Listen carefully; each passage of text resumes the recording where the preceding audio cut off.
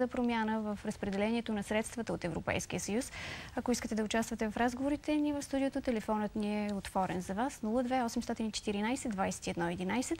Можете да ни пишете и в Skype BG днес или пък на страницата ни във Facebook. Вижте какво още сме ви подготвили.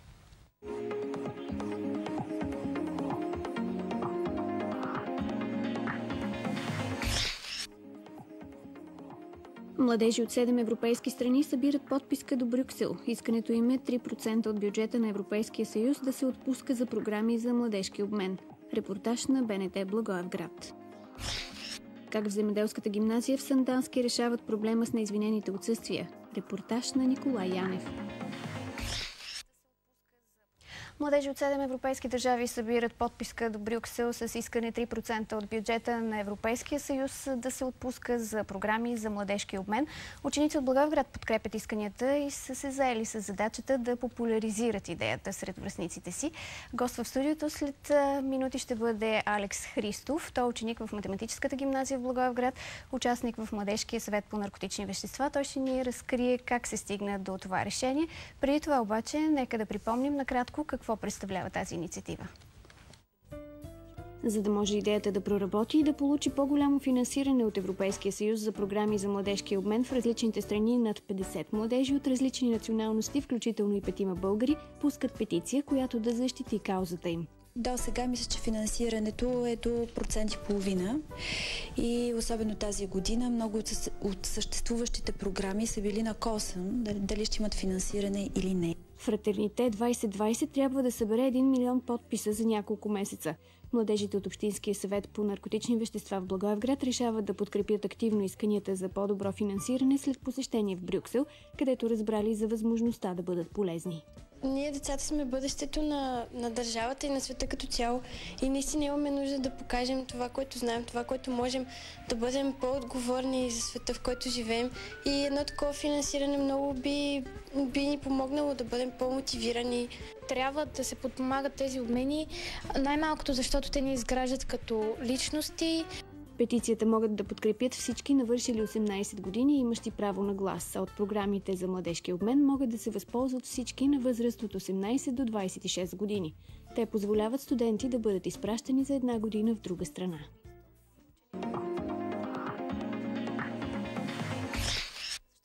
В студиото на България днес вече е Алекс Христов. Ученикът е участник в Младежкия общински съвет по наркотични вещества. Защо реши да подкрепи инициативата на младежите от Европа, ще разберем от самия него. Здравейте! Здравейте! Да започнем веднага с това как възникна идеята да се подкрепи такава инициатива. 3% от бюджета на Европейския съюз да отива за младежки обмен в цяла Европа. В края на миналата година ние бяхме поканени от евродепутата Мария Габриел на посещение в Брюксел. И там се запознахме именно с това, да видим как работи Европейския съюз, институциите, които работят в него.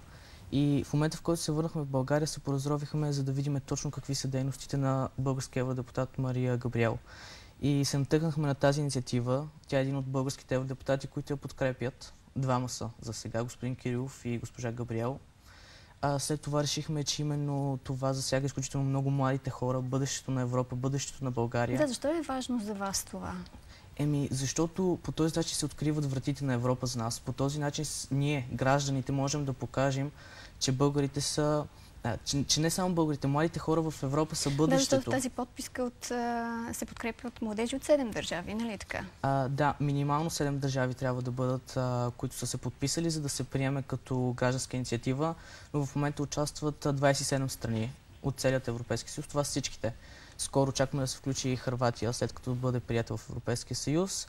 За момент са събрани около 60 000 подписа. От България са 1058 подписа.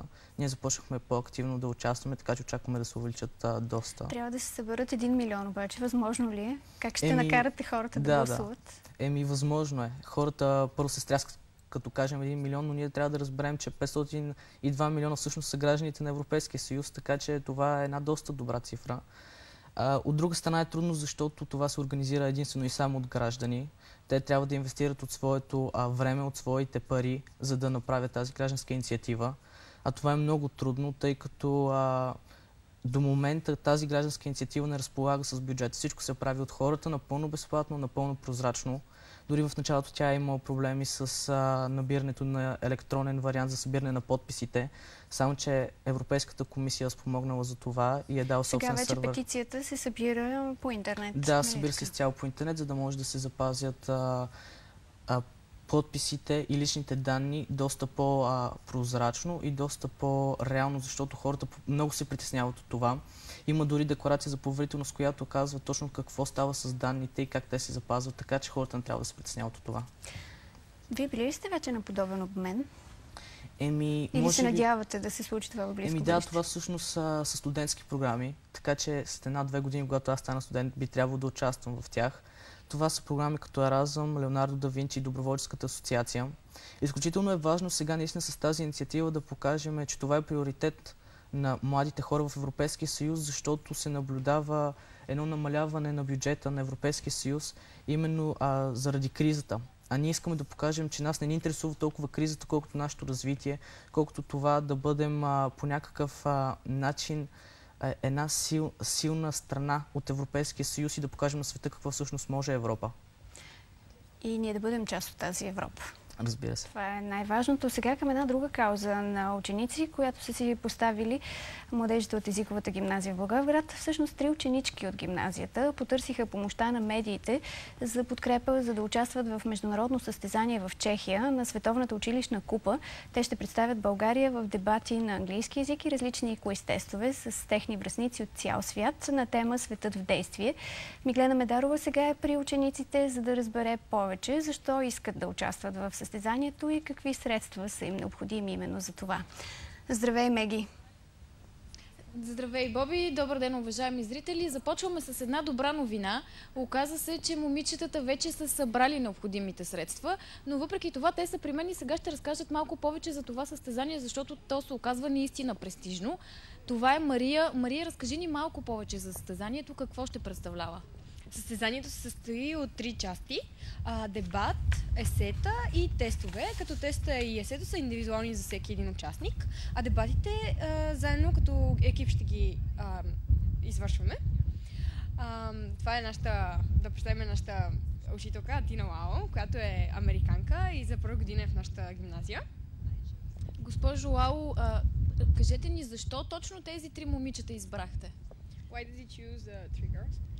I chose these 3 ladies because they have many special qualities. Избрах тези 3 момичета, защото имат много различни качества. Not only are they very talented at English, много са талантливи в английски език.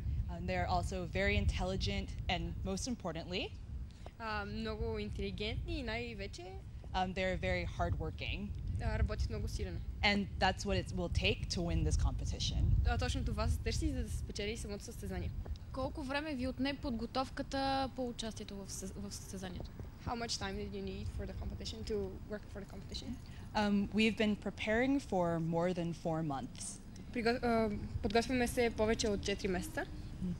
And I think we're almost ready. И мисля, че сме почти готови. Добре, благодаря ви. Сега е при мен и Джамиле. Кажи ни колко са страните участнички в състезанието? Значи това е интернационално състезание, първият кръг от който е в Прага. Участват всички страни в Европа, като 7-8 с много отбори от съответните страни. Вторият кръг е в Дубай, който е на интернационално ниво и ще се проведе с всички класирани от първи кръг. Защо от България има само един отбор? Ние сме 3-те от езикова гимназия Благоевград, защото нашата госпожа Атина ни каза за състезанието още в началото на годината и ние решихме, че това е един шанс да се подготвим. Освен, че ние сме единствените за тази година от България, до сега не е имало представители български, които са се явявали на състезанието. Благодаря ти. Иляна ще ни разкаже малко повече за средствата, за колко време успяхте да ги съберете и за какво точно са ви необходимите. Значи точно преди няколко дни се оказа наистина, че имаме проблем с спонсорите, защото някои от тях се отказаха. И затова решихме да се обърнем към медиите и благодарение на някои много добри хора, които бяха наши спонсори, както и училищното настоятелство и родителите, успяхме да съберем необходимата сума И сега тази сума ще ни стигне, за да можем да успешно да отидем до Чехия, до Прага с самолет и да останем там за няколко дни, докато протече състезанието. И надяваме се да представите България на доста добро ниво.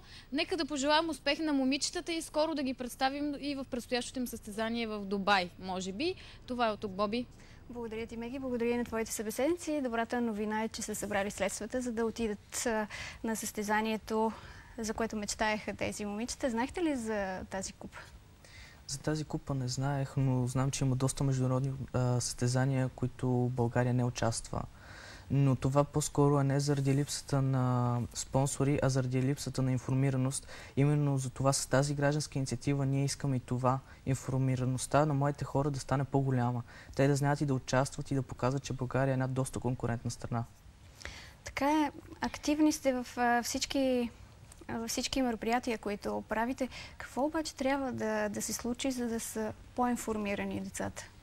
Това, което трябва да се случи е първо и най-важно. Единствено с тази кампания или нещо друго важно, което се изпуска? По принцип, за абсолютно всичко, хората, за да са по-информирани, трябва всичко да започне от училището. Ние там прекарваме изключително много време, но сякаш губим време толкова много в учебниците, че губим нещата в момента и не можем да покажем всъщност какво сме научили. Смятам, че това е много важно за информираността на хората. Също така по някакъв начин медиите да подкрепят младите хора. И именно, например, тази гражданска инициатива иска точно това. Хората, младите хора, да покажат, че те имат глас, да дадат гласност, да съберат 1 милион подписа и просто да променят законодателството на Европа, защото вече го можем. Това е възможно да се случи именно с тази подписка. Какво правят учениците, когато са извън училище обаче, когато бягат от часове? По програма, която мотивира учениците да не отсъстват от училище, работи Земеделската гимназия в Сандански. Една от възможностите, от които могат да се възползват младежите, е да участват в лагер за училище без отсъствие, който ще се проведе в Банско. От училищното ръководство съобщиха, че вече втори месец отсъствията в гимназията намаляват. На всеки етаж в Земеделската гимназия в Сандански плакати обясняват на учениците, че ако нямат нито едно отсъствие или пък драстично са намалили допусканите от тях преди това, ще получат шанс за 2 дни да бъдат в хотел в Банско. Там те ще могат да участват в мотивационен лагер «Училище без отсъствие». На този лагер обаче ще бъдат и ученици, които не са направили нито едно отсъствие, нито извинено, нито неизвинено. А това са 44 ученика в нашето училище през първи учебен срок. Нямат никакви закъснения, нямат никакви извинени отсъствия. Наред с тях ще има и 20 ученици, които са успели драстично да намалят отсъствията си в последно време. Децата за сега, тези, които участват в програмата, забелязваме, че намалят отсъствията. На предстоящия лагер в Банско примерните ученици ще споделят опита си с тези, които се опитват вече да присъстват редовно на учебните занятия. Той ще бъде лагер с обучителен ефект и лагер, на който връстници ще обучават връстници.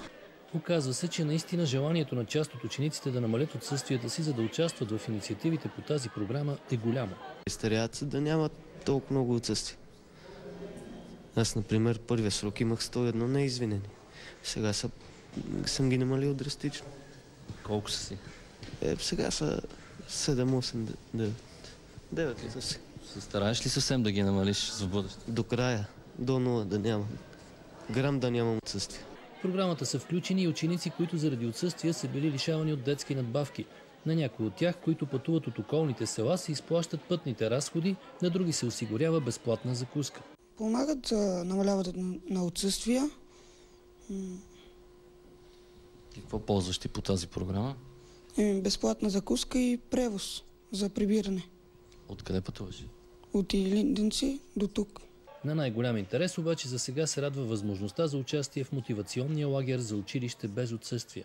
Има и ученици, които имат и по 1/3, по 2/3 и просто съжаляват, че не са включени, но ние не можем да включваме безкрай. Ще има и през втория срок такъв мотивационен лагер, т.е. след завършване на учебните занятия, на учебната година. Според ръководството тази национална програма има положителен ефект.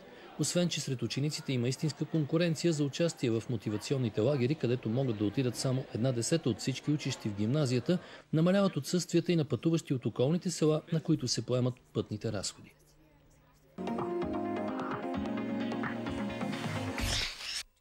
Така се борят в Сандански с неизвинените отсъствия. Алекс Христов е в студиото на България днес в Благоевград. Как се борят във вашето училище с неизвинените отсъствия или няма такива? В нашето отсъствие,